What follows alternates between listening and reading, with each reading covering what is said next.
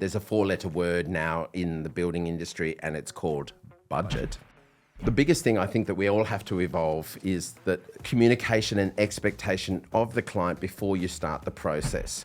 You must have a social media presence. You must have some online presence. You just have to now. It's a calling card. Inspiration is everywhere, right? Kitchen island and a freestanding bath. And that's the 2 biggest ticket items, I think, for any Australian home. That's what everybody wants. Oh, and who's our guest today? Tell us who it is that we've got on the show. It's very interesting today, Richard, because some people know him as a designer, others know him as a presenter. To me, he's always been like the tradie whisperer. It's JT, James Treble. Good morning, welcome. Hi guys, how are you? The tradie whisperer. Tradie whisperer. That's because he's heard me whispering since he was a little wee lad. I've known him when he was actually short. I think he was about this big when he was actually born. Factual. Great to be here, guys. I've been watching the podcast and I've seen the numbers grow and the following growing. So exciting to be here in the studio, and what a great looking studio it is. 100%. James, today we're going to be talking about the difference between TV versus reality. Mm-hmm. What can you tell us about that? It's a funny question, Owen, because people see me in this space and they sort of, sometimes I get lumped into that bucket of I'm a TV designer. Yeah. I was actually in the build and design industry now since I was like 20, so for over 30 years.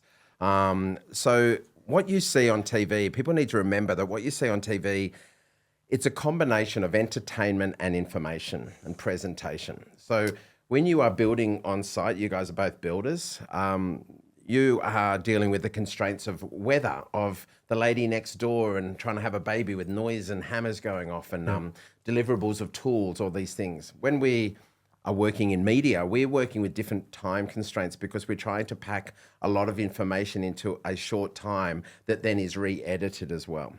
So there are a range of different shows out there in the media, and I do work in some of those. I started my TV career on The Living Room on Channel 10.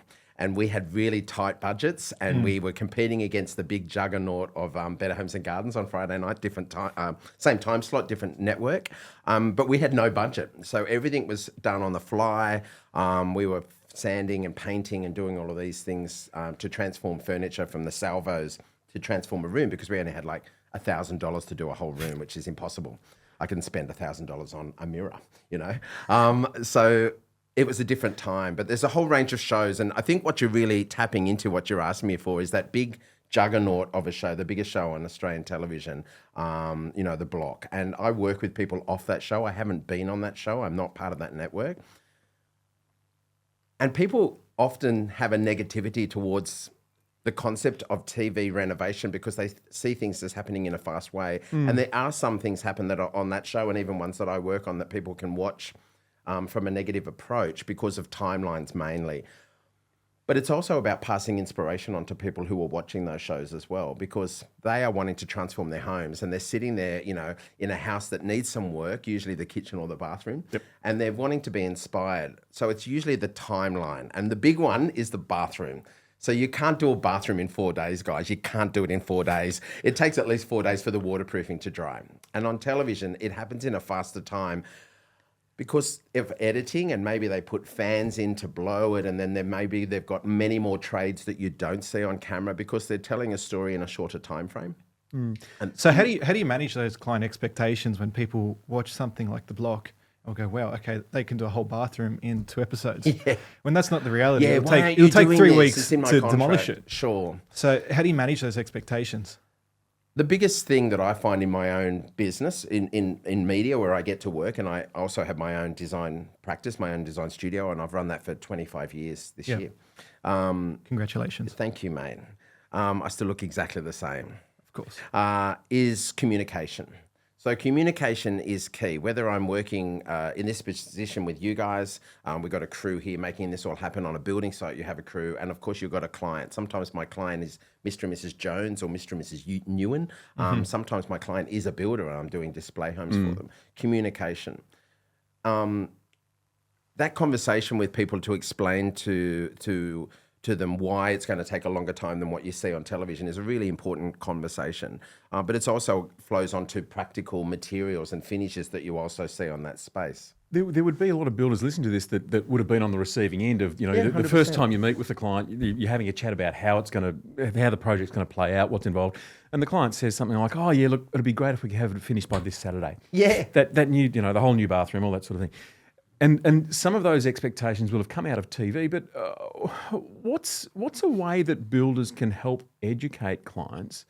To reset those expectations. What are some practical tips? Because I no doubt you would have experienced this yourself. I get it as well. Yeah, I get it with clients as well. And in my position, when I'm working with my boutique builder, so I work on a range of builders. I have boutique builders, which might do 25, 30 homes a year. And then I work with a major project builder in New South Wales, Edenbury Homes, and they're doing they're selling 75, 80 homes a month in a good time. So it's a very different market. The communication is really important. So firstly, it's almost like raising my kids, and you're about the same age as my kids, Owen, but positive reinforcement, I tell our daughter, when we were young and you get an aspirin, it would be crushed and mixed up with honey, and my mum would give me the aspirin, so my twin brother and I and my sister would have the aspirin. It's a metaphor. The honey allowed me to swallow the medicine. A bit of sweetness and a bit of presentation lets people understand information.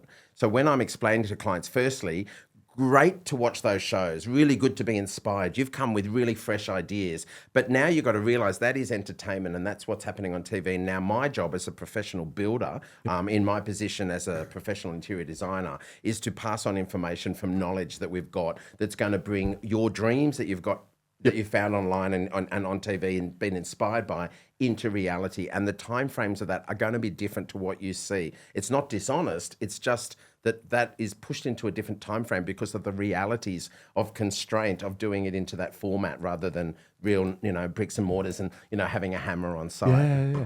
But I imagine, particularly with your profile, you would have had some outliers in those conversations. Of course. Where the client has just, had expectations that are just, way beyond. Yeah.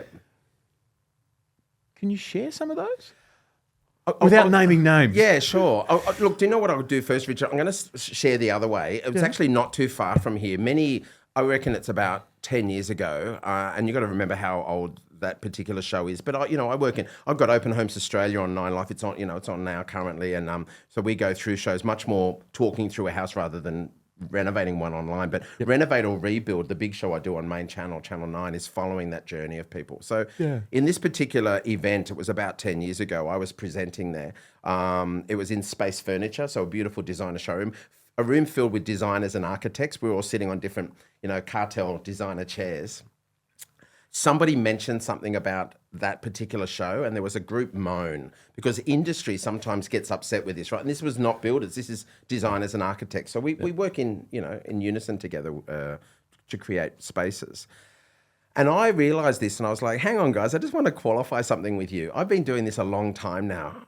I remember when my clients were super scared to go with a geometric tile on a floor in a laundry, and they were so scared of having colour in their kitchen. They just wanted white on white, and they didn't want to go with a coloured front door or different door hardware in the house. Or there were so many concepts that average Mr. and Mrs. Brown or Mr. and Mrs. Newen, the punters who just want to have a nice house were scared of it. And now those shows are actually inspiring them with new ideas. And yes, some of those are ostentatious. Some of them are over the top. The last season, of the Blockford had Gaggenau appliances, like the Maserati of appliances. So it's going to be out of a different price point. But the reality is to inspire and to pass on ideas. So they're coming more fertile and open to opportunity.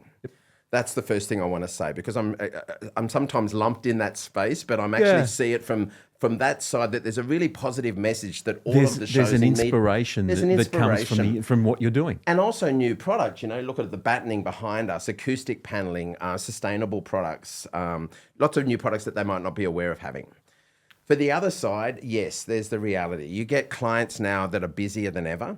What freaks me out is that they turn up, I'm generalizing, guys, so if you're watching, don't shoot me. But they'll know what they're wearing and where they're going for dinner in 4 weeks. But then they say, James, you've got to realize I'm busy. Like, I don't have time to go through a display home. I don't have time to do this stuff. You're spending $1 million on a house, maybe 3/4 for a project, 2 million plus for some of my other builders. and you haven't had time to talk about it with your partner, to create, a Pinterest board or to give me images, even if it's from a magazine. So the research time, clients are more time poor because they're all on technology. The kids have got multiple sports. They're going everywhere. Like, it's overwhelming. And I make it really clear from the beginning, we're forming a relationship, and I'm going to deliver. But I expect you to deliver too for this relationship to work. And it's a relationship, it's like with a significant other.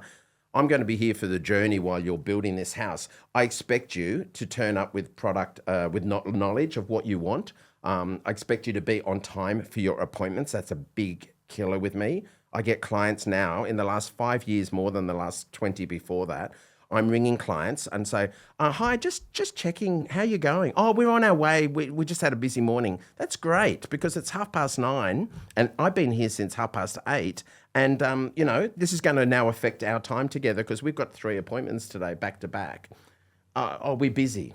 Yeah. So that's that communication again. I've actually cancelled appointments with a few clients in the last 6 months.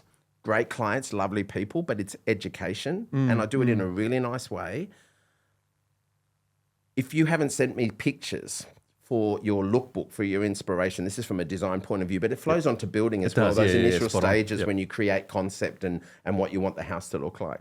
If the clients haven't created a lookbook or sent me those images before I see them, I'll say, look, obviously, we're not going to be able to utilize my time together. I'm going to hold this appointment. I'm going to knock it back 2 weeks. James, you can't do that. I'm busy. Yeah, I know, but I can't do my job without that. So you're almost qualifying the client. I'm qualifying and also, Richard, passing on the importance, because for me to do my job, I expect something from you. And it's a relationship thing again, So if you don't deliver those things, how can I do my job? For a builder, if you're expecting to meet with a builder to renovate your home, do an addition, or completely knock it down and build a brand new house, how can that builder interpret what you want if you don't know yourself? So a perfect example, I've been in a timber showroom with a lovely couple, and they were at each other to the point where he stormed out, she's in tears, over the colour of the timber floor. And I never forget this. I've repeated this same story I run the stage at home shows up and down the East Coast and Perth, and I do workshops with students. You two have gone to bed holding hands, dreaming of your new home, going, oh, isn't this good? I love my new home. I'm going to love those timber floors. But because you didn't look at a picture of the timber floor, you haven't done your due diligence. She wants American oak and he wants black Japan. Like, so different, like totally different. And because they haven't talked about it, by not being prepared, by not being good Boy Scouts, be prepared's the motto of scouting. I was a Boy Scout. To be able to bring that to the appointment, they now are making those decisions in the selection appointment. And that is wasting time. And time is money. And my hourly rate's pretty good, like I've worked a lot of years to do this. And I can turn our house around really quickly because I have a lot of knowledge. And it's not to sound arrogant. I've just got experience, right? But I can't do my job. You're wasting that time of discussing and communicating, which should have been done simply by putting pictures together so that you want black Japan, honey. Why do you want that? Oh, I want blonde. Okay, let's maybe go in the middle and go for a chestnut brown, and I don't know. But there are some real parallels here between your experience, the design experience with a client, and the builder's experience with a client, in that the client has a role to play that's just as important as the designer, just as important as the builder, where they actually play their role and do what they need to do in order to have a successful project. Say a client comes to you with a Pinterest board or whatever, they have some photos. How do you manage functionality, aesthetic, and then affordability? Affordability, I'm going to leave till last. At the moment, I'm joking with people. I was at Decor Design, which is a interior design show in Melbourne. With a group of students there, I was doing workshops each day. And I said, there's a 4-letter word now in the building industry, and it's called budget. Because it's everyone's watching money. Everything's gone out the door. I used to know prices pretty good on most materials. could say that staircase upgrade was blah, blah. If we go to a porcelain tile instead of ceramic, it's going to be about, $7,000 for this main floor. I don't really know that as well as I used to because pricing has changed so much. So for clients to be able to be prepared when they come through, I now have letters that go out as my format letters to my clients with an expectation of what they are to do before I meet with them. So my process, I meet with them for a plan review. before I've done anything. Then I do externals because they have to be lodged to council, and at that appointment I place water. So I need to confirm, I don't need to know the sink type, but I need to know there's a sink here in the butler's pantry, one on the alfresco, maybe look at the toilet type. Those things are done at that appointment because that's affecting slab and lodgement, and then I do selections later, right? So you coming into the process whilst the floor plan's developing, or after it's been developed? Different. Some with project, it's done. They've signed off on plans, so I can change finishes. I can move a splashback window to the left or right, but I can't change its size because that's all to do with basics. Yeah. I'm not going to reposition a bathroom from one side of the room to the other. With boutique, I'm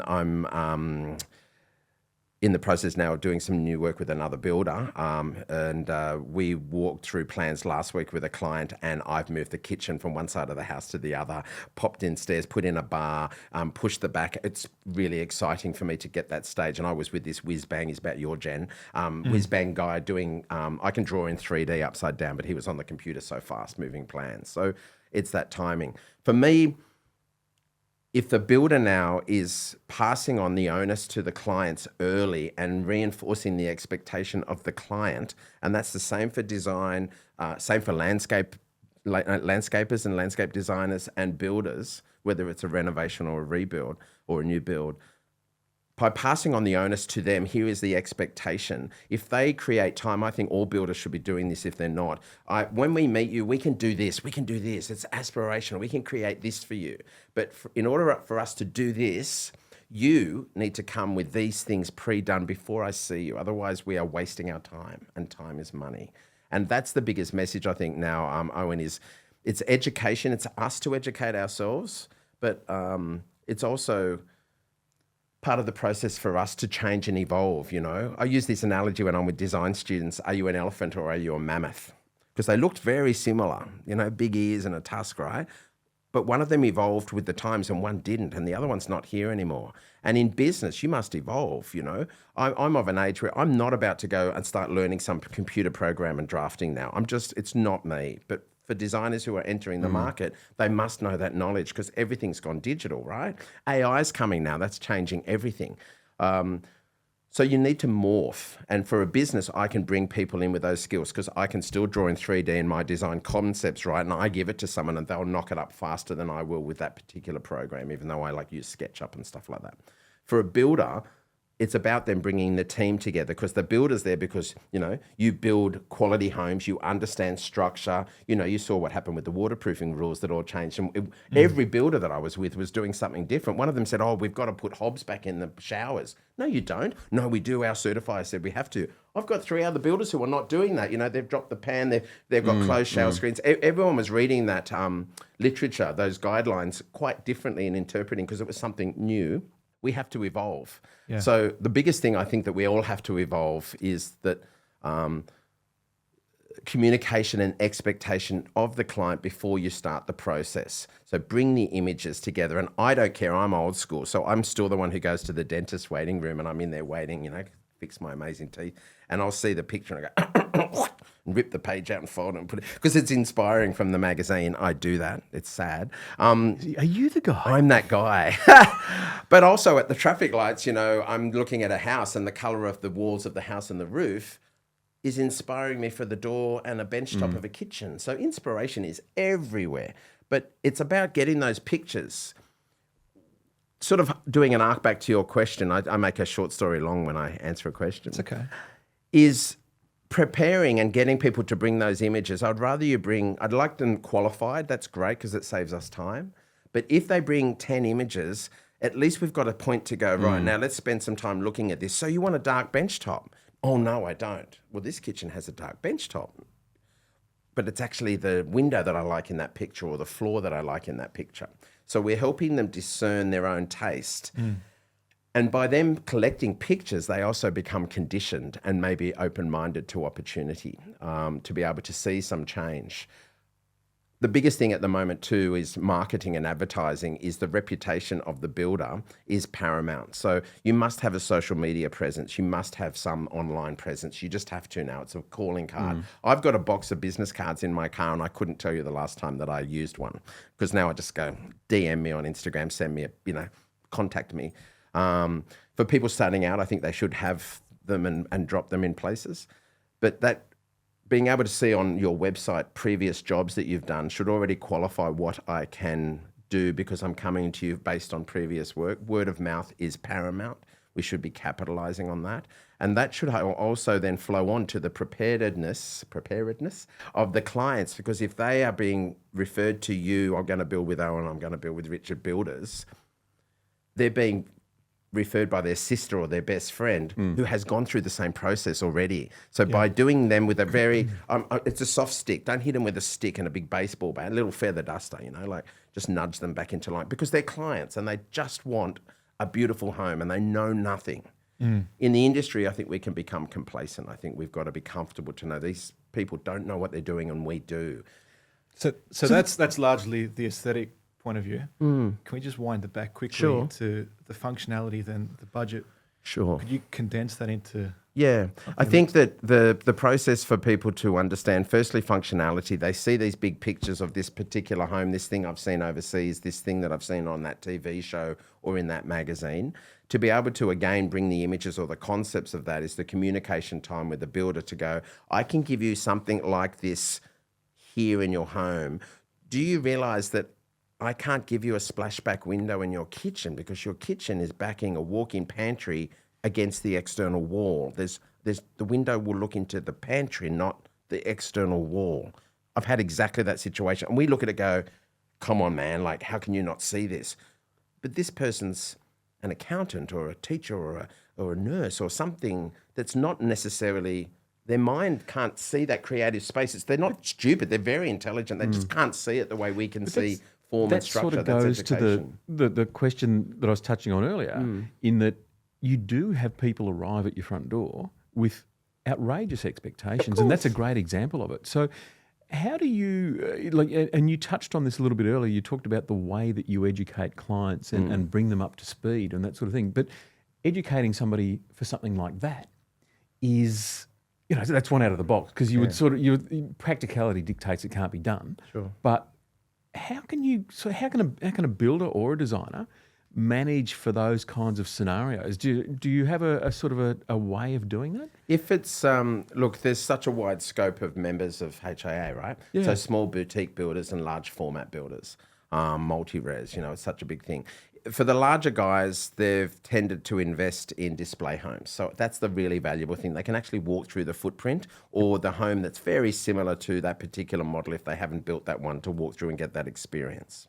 For boutique builders, they might work from, it's very common for some of my builders to work from the garages set up as the offices from the display home, their flagship, if you like, and they can walk through it. So that's a really good way to actually meet with the clients. I'd still get them to do their homework before they get to that stage, but sometimes they've come through on a weekend or during the day to look, to be able to actually see what it feels like to be in that space, to navigate. Do you realise this window is the same size as that window on the plan and this is how it's going to feel? So physically walk through the space.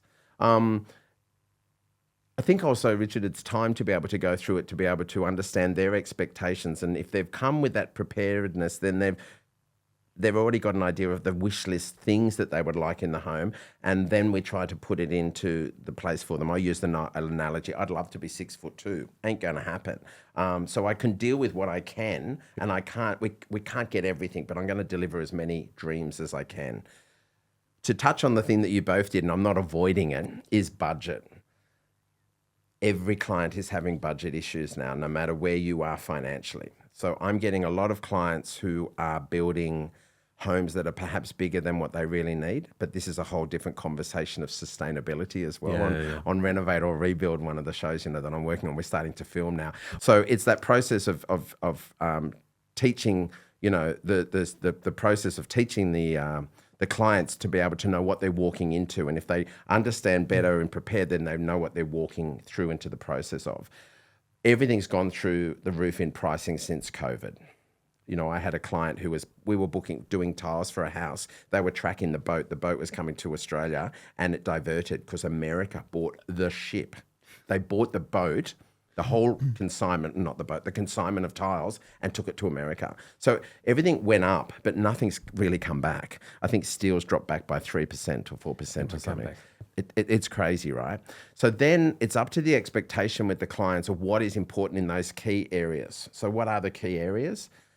Joinery, kitchen, and if it's a butler's pantry, because we live in the kitchen in Australian homes, staircase, main flooring, those things as far as finishes and design are the key areas. And I would try not to sacrifice those, whereas external, like internal wall cladding, feature wall colours, different things, they can be added later after the build. So you try to control people's budget in a way of, let's achieve all of this now, but those items, we're not giving them to you. They could be added now and you can still achieve everything you want over a different timeline, helping with their budget. Can I just ask, so you're really talking about value management, and so from an interior designer's perspective, you can do it to a point. So, but there is a point whereby it becomes a little bit like a Band-Aid on a shark bite. You know, True. So how do you sort of feed that back into the process of others? Yeah. To dial that down. If it's building, it's tricky. So I have got clients who are building a 4-bedroom, 5-bathroom, 3 or 4 living area home with 1 child. So I will question, why are you doing that? It's crazy, right? We're building big. We've got the biggest homes in the world in Australia. Yeah.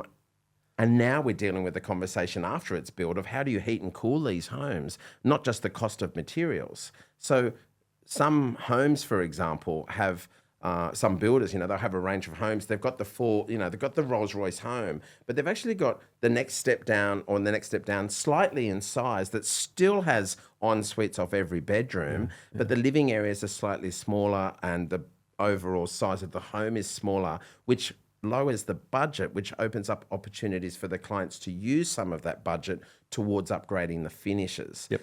Otherwise, I'm dealing with a scenario where people are building a big home and they don't have budget, and they're already, how much is this? How much is that? How much is this? How much is that? In my first appointment, it's like alarm bells, guys. You don't see that. You can't upgrade the tile. So you want a 450 by 450 cushion edge ceramic tile with a 3mm grout joint on your main floors in your house that you're building in such and such suburb. I don't get it. It doesn't make sense. So you're going for the most amazing dress, the wedding dress. I want all the things on my wedding dress, James, but we're going to make it out of calico because we can't afford to get the silk and the taffeta or the whatever. So it's a really bad economy of scale. I think that it goes back to that qualifying for the builders to actually say to the clients, you want this at this price point, and we can deliver this. We can tweak this and still achieve so many of your goals. So what are you trying to do? Are you building to live in this for a long time? Are you flipping property? Are you trying to maximize your block? I've got one client who says, James, I'm really tight on budget, but the block of land I've had for some time, it's all gone up. I have to put this sized house on this size block because that's what everyone's doing in the market to unleash its potential. Yes. Great point, and I agree with you. But you will be negating the sales point because that house won't sell when it's in a market with beautiful high-end finishes.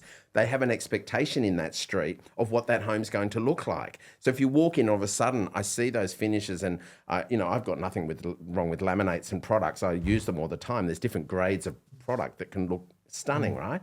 But I'm expecting to see a polyurethane shaker door. I'm expecting to see a veined marble. I'm expecting to see high-end metallic taps or a floating staircase because that's what the market's dictating. Yeah. Yep. And if you're locking in a huge amount of stress and a really tough journey, if that's the expectation from the beginning, and that is a hard conversation with clients because we all want more perhaps than we can actually afford. Yeah. Yeah. That's speaking to the client's perspective. You've done some of your own renovations. Yeah.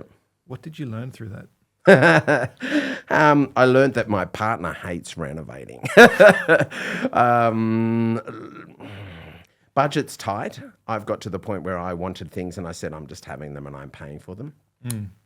Because it's more of an emotional investment. It is emotional. And do you know what? When you watch shows like, outside of Australian television, sort of where we started talking about it, but you watch shows like The Grand Designs, there is one thing that happens in almost every episode. So I watch that show from a presenter point of view. They're very clever. Pull the emotional heartstrings. What would your grandfather feel about this home right now? You know that the girl's going to cry because she just lost her grandfather. There's things that are done, right, for the the story of the show.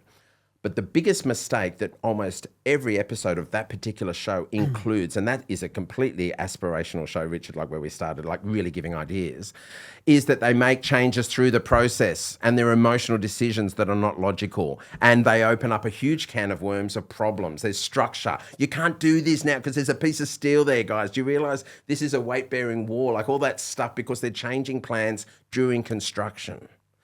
That's communication. Like the builder shouldn't happen. It shouldn't happen, you know. I've said, I had a girl working with me who's now, she's off with a high-end architect in the city. I trained her too much. She was young and now she's amazing. But she was with me in a tile shop and the client said, what about this tile, James? And I go, it's beautiful. It's such a good looking tile. And it's going to look really good in someone else's house. And she'd like this. And I looked at her and I said, because it doesn't make sense in your house because, like the colors doesn't work. The tone's not where we're going.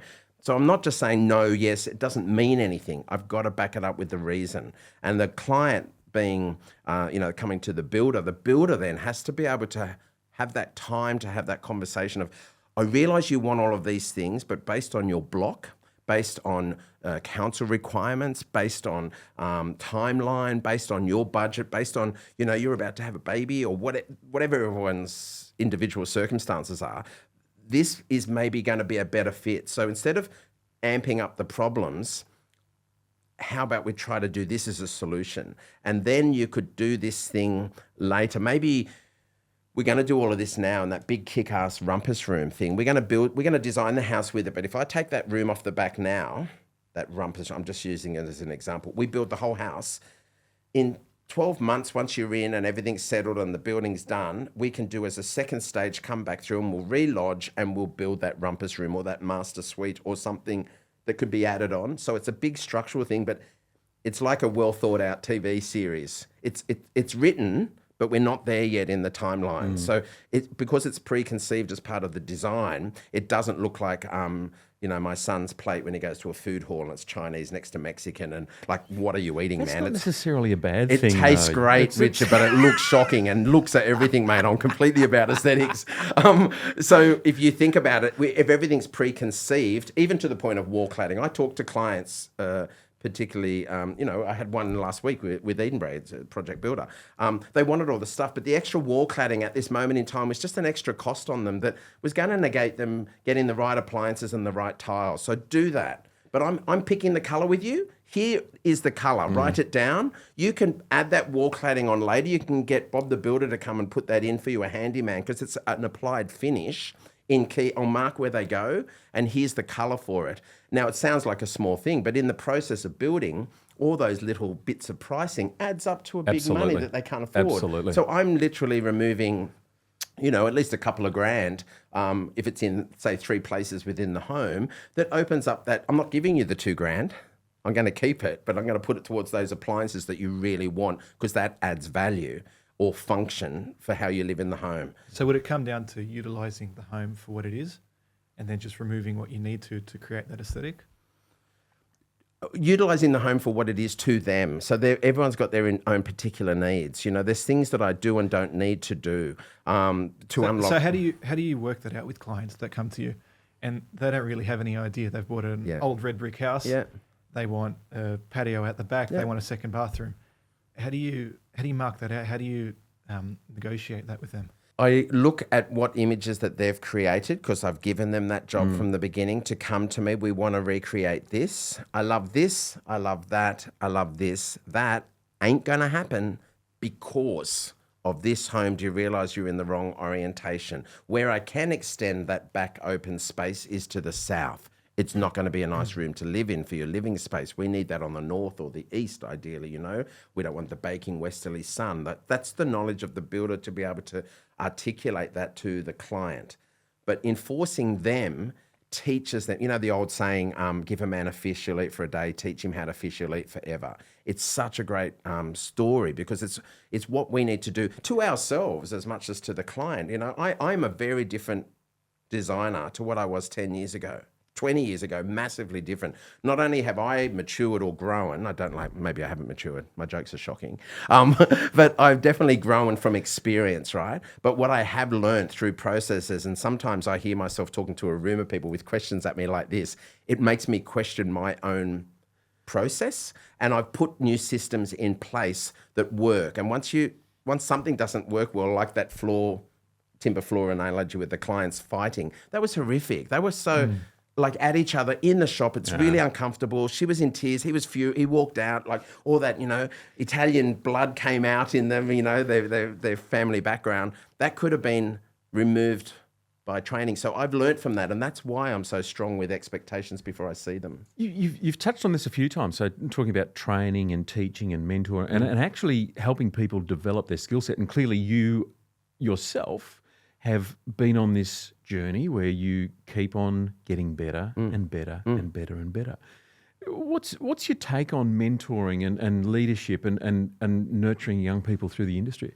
Vitally important for Australia, important for what's happening to the future. Yep. So for community to work, for culture to work, we must encourage and pass on knowledge, but we must plant seeds and let it grow. So we're at a time where education is vital for all of us. I am on the stage often, right? I'm communicating and passing on knowledge that I have, but I'm in the audience a lot. I'm learning all the time, passing on knowledge, kitchens and bathrooms. I love them. I travel overseas. I get to go and look at these events because I'm passionate about it, right? But I'm going to be listening to other people because there's things that I don't know. If I know everything, time to retire. That's not going to happen. Yep. So it's continually learning and evolving. The mentoring, I love it. I do mentor. This year they didn't run it, but the 7 years previous, I mentor year 11 students going into year 12 at my old high school in Carlingford. So that's part of learning. Mentoring with students, I work at, I go to various education facilities, TAFE and RMIT in Melbourne, and speak to design students.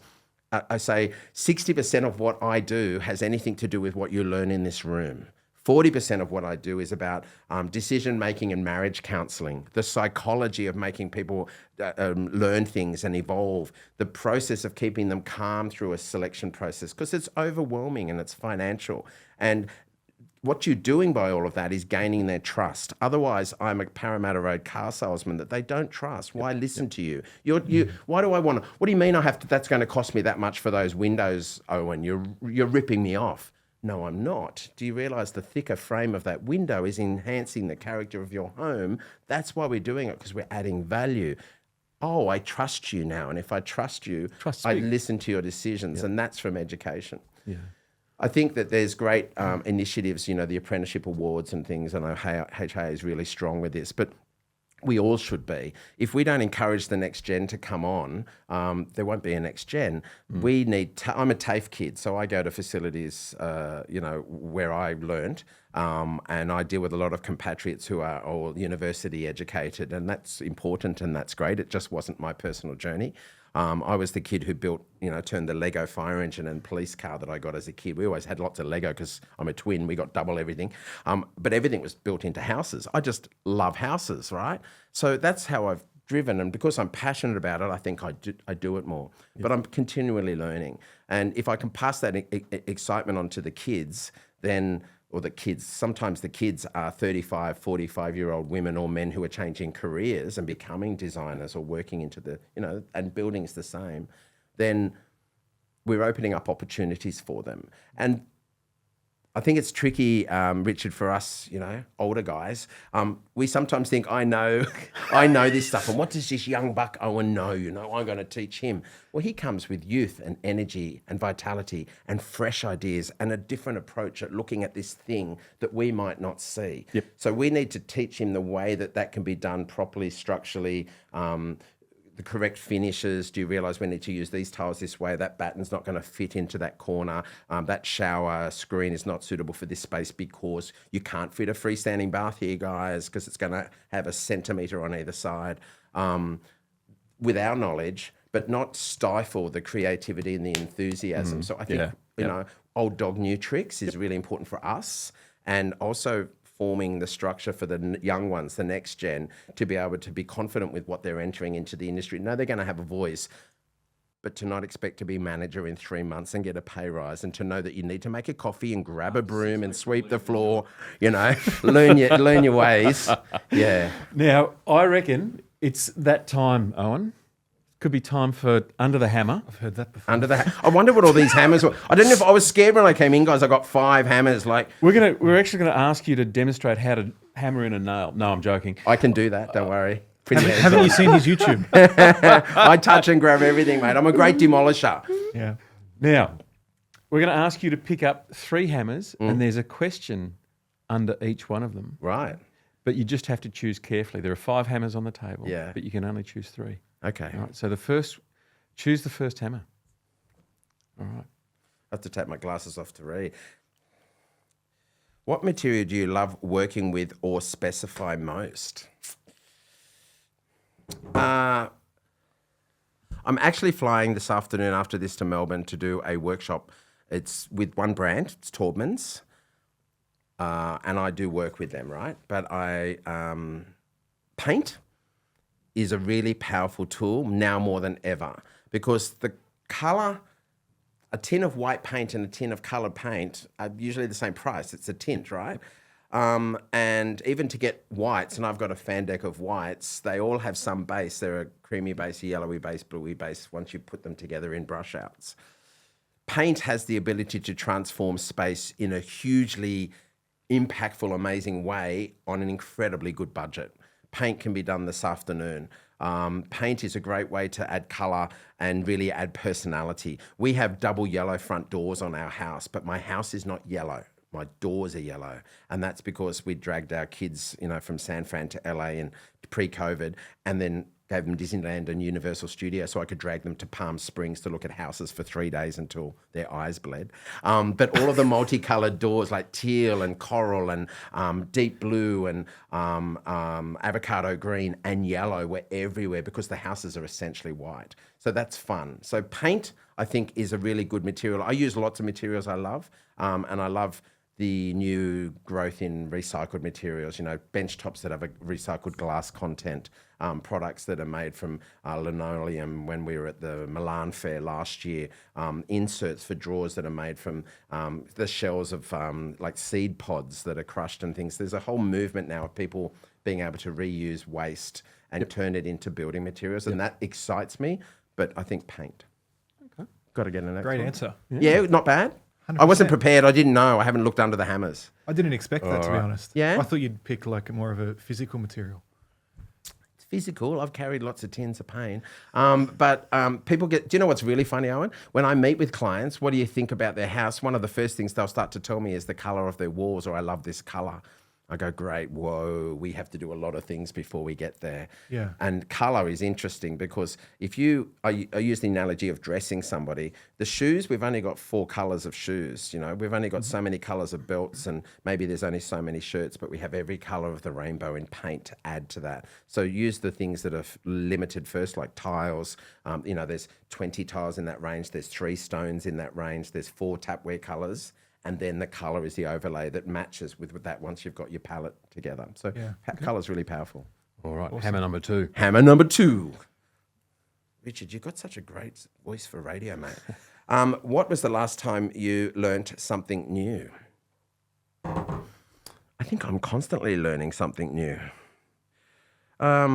I'm trying to think of as an example. Do you know I'm constantly learning? When my partner is a painter and sculptor, he won the Sulman, was awarded the Sulman, part of the Archibald. So he's a very clever painter, right? But artists, unless we chop off the ears or fake their death, it's a really hard slog. So he works with me and in the business. When we travel, Sandro was born in Rome. He's been here half his life, like a lot of Australian builders come from Europe somewhere. When we walk into a basilica or a church or something when we're traveling, he'll look up and look at all the frescoes, and I look down and look at the worn tiles and the floor and the terracotta and the story they tell. Yeah, the marbles, and I love worn finishes and the earthiness. So I'm constantly traveling to learn. And I go overseas to shows, the Tile Fair in September and Milan next year. I go each second year because it's kitchens and bathrooms, which is cucina and bagno for different, the kitchen and bathroom. But when you go out for dinner, you're learning. Eat your food, take your phone, go into the bathroom, take a picture of the bar, the kitchen, the toilets. Like, make sure your phone's on silent. I always tell people, because I've taken photo, click, click, and this guy walked out of the cubicle and he looked at me like, you sicko. And I'm like, I'm not a sicko, man. I'm an interior designer, because I'm looking at the tiles and the taps. But yeah, put your phone on silent. But inspiration is everywhere, right? So I as far as learning something, I'm constantly looking, and I'm learning about new products. And I think I can't really give you a pinpointed one, because it's actually happening weekly, because I'm going to shows and I'm talking to builders, and I'm on the other side sometimes, many times interviewing the builder or the architect on different shows. Would it come down to keeping your eyes open and just being open to new ideas? I think that's the best thing that I can hear out of someone your age, young man. Yeah. You got to keep your eyes open. You've got to be able to be inspired. And if you are inspired, I've been talking to you. I'm looking at the set here. I'm looking at the vertical texture with the contrasting black pinboard in the background, like the plants here. This has been designed by someone. And I can see the story they're telling to create a visual backdrop for us, so it's not a plain white wall. So I'm being inspired by this. So it's constant. And that's exciting, don't you reckon? Like, if you just know it all. I love, some people say, what's your style of house that you love? There are certain designers. I know Greg Natale. He's a design rock star in Australia. He's like a Minogue that's gone overseas in design. He's amazing. But his forte, he does a lot of things, but his forte is Hollywood glamour, this really high-end look of home, and it's structured and it's beautiful, and his mixture of graphics is really strong, but it's not my personal taste. I can admire his home. So I create, 6 display homes in a row for a builder. They're beautiful. I've won multiple HIA awards. I don't get the award, the builder gets it, right? But it's my work. They do the design, I do the finishes. But it doesn't mean I want to live in every one of those homes. So it has to be personalized, constantly learning. Okay. Good? And hammer number 3. Gee, it's so tricky. 3 to go. I'll grab this one. If you could add one luxury feature to every build, what would it be? Don't say skylights. Why? You don't think they're a luxury item? Why do you say that? Don't say skylights. Because you're creating a penetration in your roof. You don't want it to leak. Oh, well, it shouldn't leak if you're a good builder, mate. Yeah, but rain always finds its way in.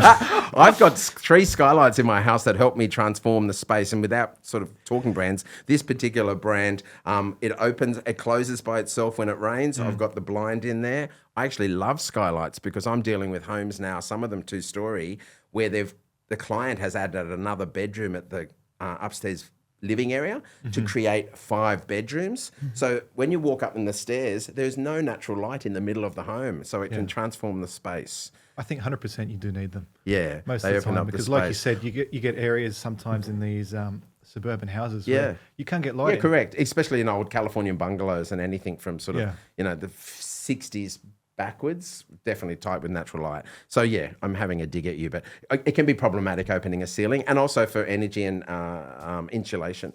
As far as a luxury, I think is space. I think finishes that are hard wearing. I think some nice higher end finishes to be able to walk on, being able to fit a large format tile that is beautiful to look at, functional to clean, and opens up and expands the area. By that, do you mean like a 600 by 600? 600 by 600 I go with all the time. I think that's sort of almost become a standard. 6x12s, they cost more to lay, but they really open up the space visually, and you're ending up with less grout.